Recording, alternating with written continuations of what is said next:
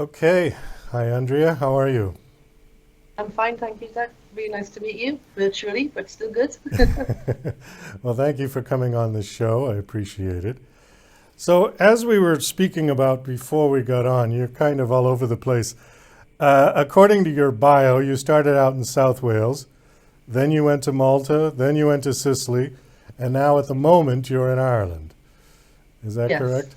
Ireland is just, I'm actually in Galway, which is west of Dublin. And I basically came here with a friend of mine to retrace my Irish roots. I found out quite recently that on my father's side, that they left Ireland. My great great great grandmother had a two-side famine.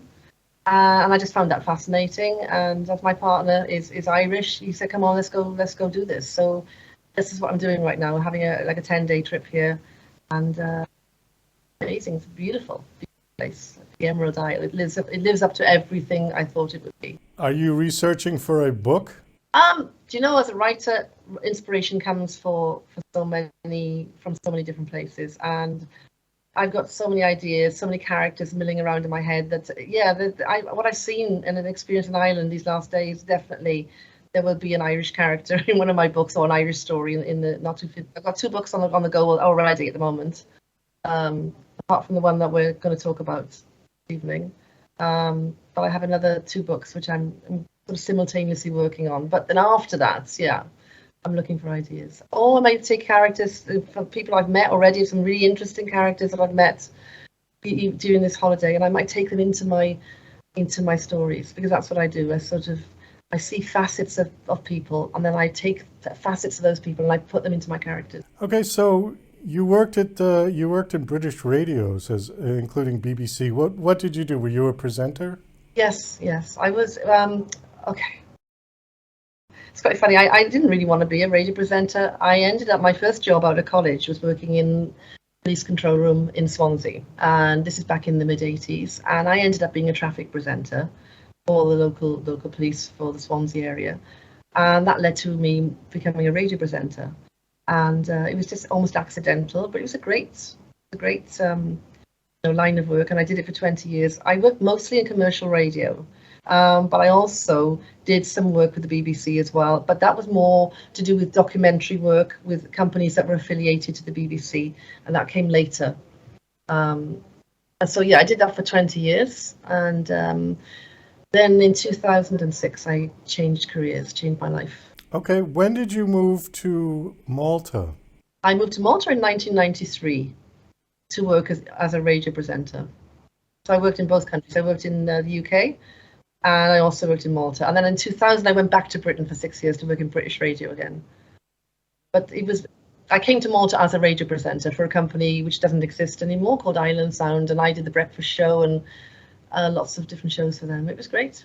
And, I've had like an almost 30-year love affair with Malta. It is an amazing island, and I think, a big piece of my heart is there. It feels like home, to be honest, more like home than Swansea does, because I've been away a long time. Okay, and then you went to Sicily. Yes, as I said, in 2006, I did what all intelligent people do, and I gave up a really good career, and I actually bought a dilapidated farm, a broken down farm in the Madonie Mountains in Sicily. And I drove my 5 horses, my daughter, 2 dogs, and her dad. We drove down in a horse lorry, and we opened up a horse riding holiday centre, which my daughter now still runs in Sicily. Oh, that sounds It was a wonderful. Yeah. it was a complete career change. I've always loved horses, and I wanted to follow that dream. And also, I wanted to write. That was something that's been within me since childhood, always, as long as I can remember, I think. So you split your time between Malta and Sicily now? Yes, yes, I Okay. do. And I still don't really know where I want to live because I love them both. They're completely different. And I love both islands. They're like half an hour away from each other by plane, and an hour and a half by ferry. And yeah, I'm a bit of a gypsy, I guess. Well, nothing wrong with that. S No, so you've got a book called Suspension, book one of the Time Binders series. Is this your first published book, or have you done others? no, this is my first finished book. and this is going to be my first published book as well. I've been working as a features writer for about 25 years, working for various magazines and things. And like so many writers, I've got lots of unfinished stories, a box under the bed, which became computer files. And the difference was with Suspension, it's quite an interesting story, actually, how it came about, because I've got friends that work in the BBC, and at the time when Suspension was sort of came into my mind, which was about 2015, I was watching a lot of like these BBC mini-series, you know, they were doing them, the 6-part television shows. And quite honestly, I thought, I can write better than that, you know? But I had no idea how to write a script. So I basically, every time I would fly into the UK, I'd fly into Bristol Airport, which was the most convenient airport for me to go back down to Swansea when I went to visit my mum and dad. And there was this massive structure, which is the Clifton Suspension Bridge. And I would drive under this thing every time, and I would just look up at it. And it was so magnificent. And I just thought, there's got to be a story. And when Suspension came to mind, the difference for me was I saw the story in its entirety. I saw it from the middle, the beginning, the end, and there was just a bit of detail to fill in between. And I just thought I had to write it. So I started writing it in 2015, and it's got Isambard Brunel, who is the guy who actually, the civil engineer who actually built the bridge. And this guy was a 19th century genius. You know, he built Paddington Station in London. He also built the Thames Tunnel, which is a tunnel which passed under the River Thames. So I became fascinated by him as well as a personality. So in this time travel tale, because basically the bridge in my story is a portal, he is the gatekeeper of the portal. And yeah, that's how I started. Suspension just came to me in its entirety. So it is my first book, but it's the first of 2 books, possibly 3, in what's called the Time Binder series.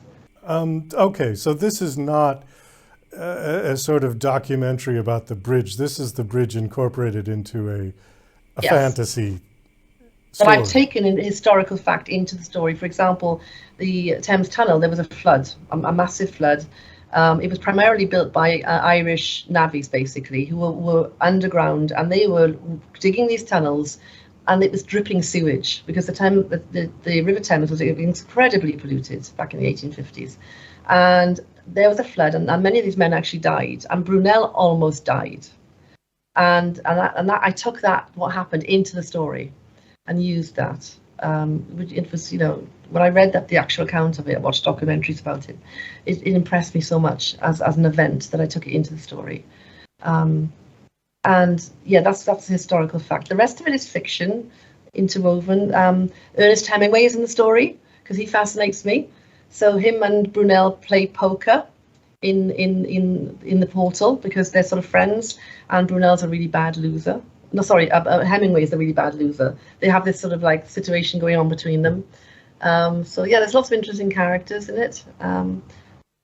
But the main protagonist is somebody called Carla, who she's 31 years old, and she is a divorced school teacher who basically is disillusioned with life, and she's living in a broken down flat, and she falls asleep and she doesn't wake up.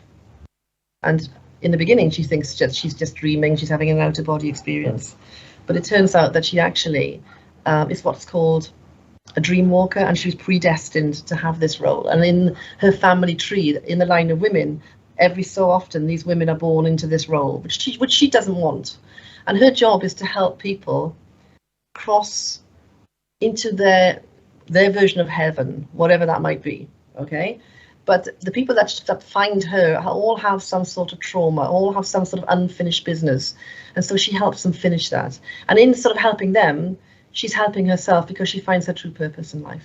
So she goes on this bridge back in time and then finds all of these characters and helps them.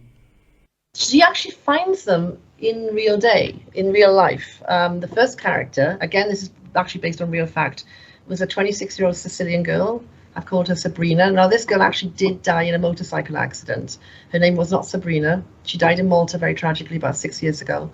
She just passed her test, and literally about 2 days later, she was killed by a car. And I remember reading this news report and being so saddened that a 26-year-old life could be snuffed out like that in an instant. So my character, Carla, who's the dream walker, is on the bridge because she has a connection with this bridge because it's somewhere that she's always frequented with her father as a child. It's, you can walk across it or whatever. And she's seeing this young girl coming up to people and nobody's interacting with her because Carla realizes that nobody can see her except children and dogs, right? Because dogs and children are sensitive to spirits, apparently. But this girl runs up to her and basically she says, "You can see me." And so she's saying to her, "Well, of course I can see you." And then the girl doesn't realize that she's dead. So then Carla has to take her to the other end of the bridge where there's been the accident, and she realizes what's happened. And she doesn't even know what she's supposed to do with this girl. But in the story unfolds, and she helps her, and they travel forward in time to Sicily, and through the portal, and she finds out that the fiance that she was madly in love with was actually not worth grieving to the extent that she was grieving. And she goes into her own version of heaven, into the light.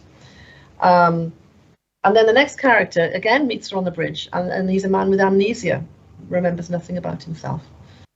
But in between, I should add that Carla goes to her own autopsy, and she goes to her own cremation as well. And even in the cremation, she meets somebody else who it turns out has been murdered.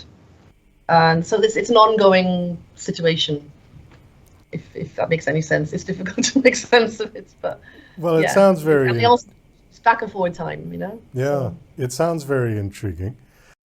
Now, the book is not out yet, and according to my sheet, it will be released on the 30th of June?